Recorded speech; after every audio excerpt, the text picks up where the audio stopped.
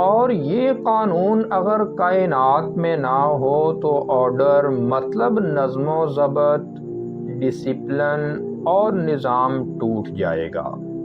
فرض کریں آپ کا ایک دوست بار بار آپ کو دھوکہ دے، آپ کی عزت اچھالے، آپ کا حق مارے اور پھر روز آ کر آپ سے کہے معاف کر دو۔ اگر صرف رحمت ہو، عدل نہ ہو تو مجرم کبھی سزا نہ پائے، اور اگر صرف عدل ہو اور رحمت نہ ہو تو نادم اور شرمندہ انسان کبھی معافی نہ پائے۔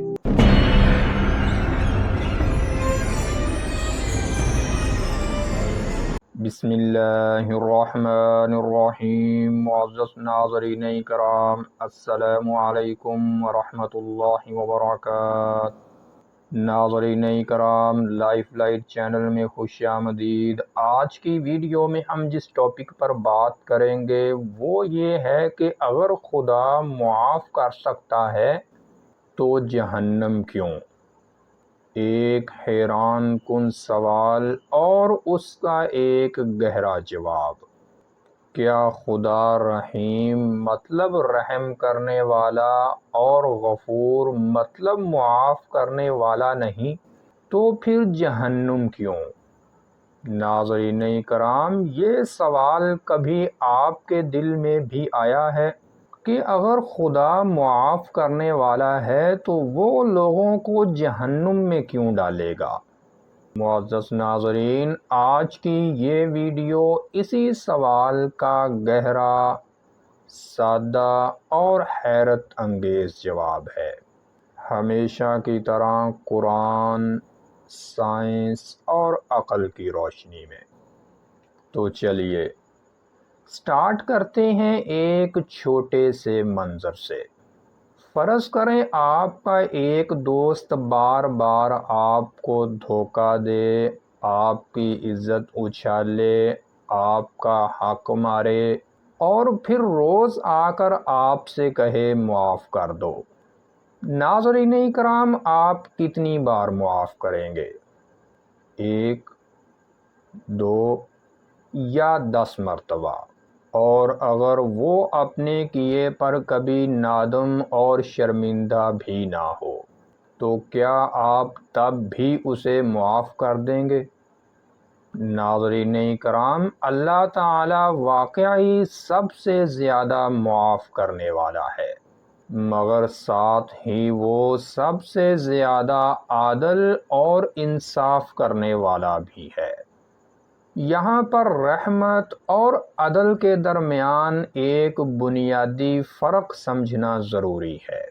رحمت کا مطلب ہے معاف کر دینا، احسان کرنا، نرمی کرنا۔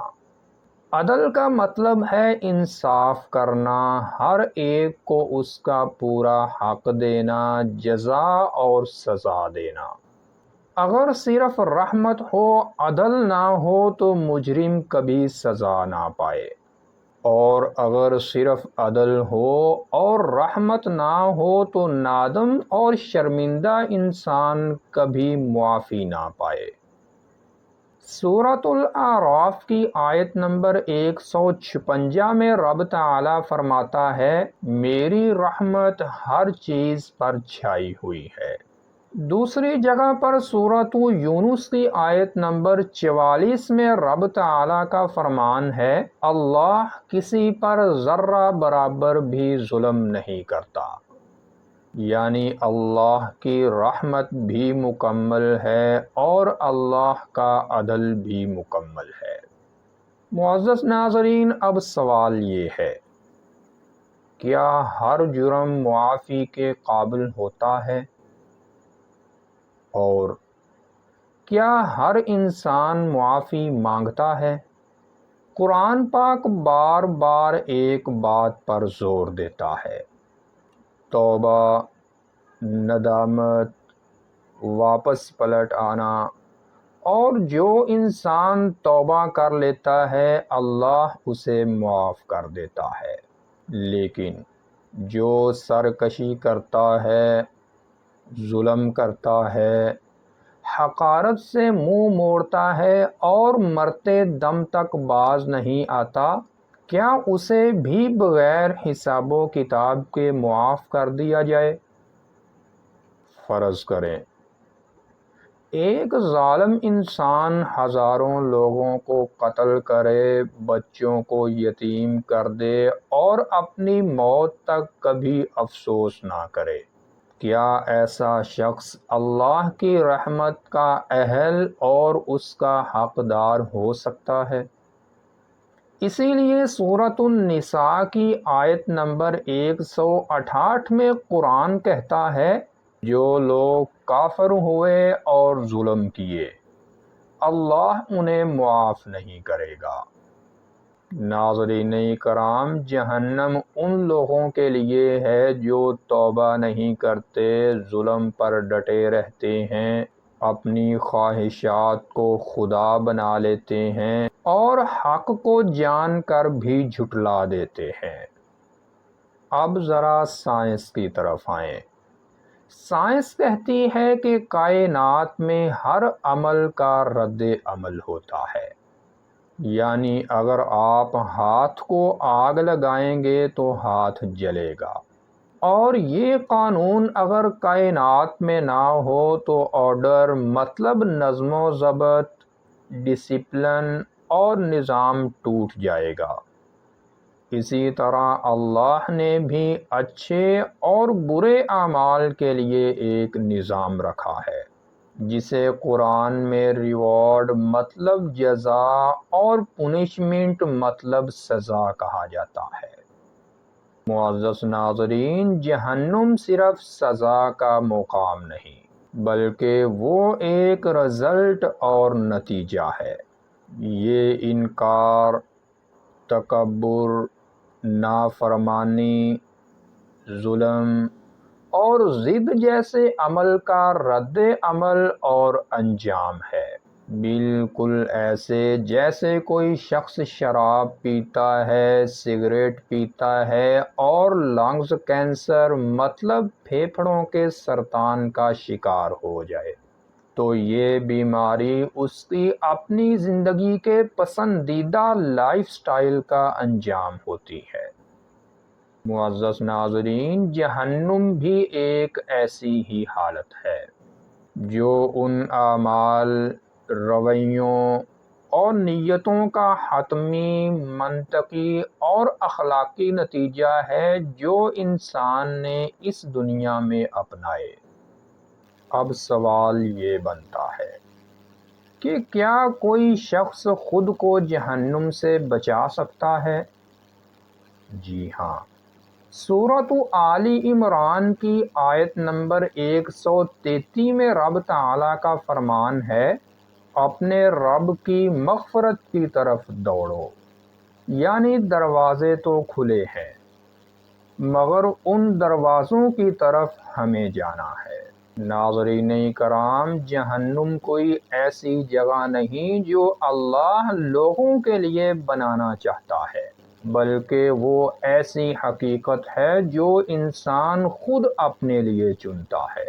سورۃ النساء کی آیت نمبر 147 میں قرآن کہتا ہے، اللہ تمہیں کیوں عذاب دے گا اگر تم شکر گزار بنو اور ایمان لاؤ؟ یعنی اللہ جہنم نہیں دینا چاہتا، وہ تو ہدایت دینا چاہتا ہے، مگر جو لوگ ضد کرتے ہیں، اللہ کی مہربانی اور رحمت سے فائدہ نہیں اٹھاتے، وہ جہنم کے مستحق ہو جاتے ہیں۔ اب ایک اور نہایت اہم پہلو، کیا جہنم ابدی مطلب ہمیشہ کے لیے ملے گی؟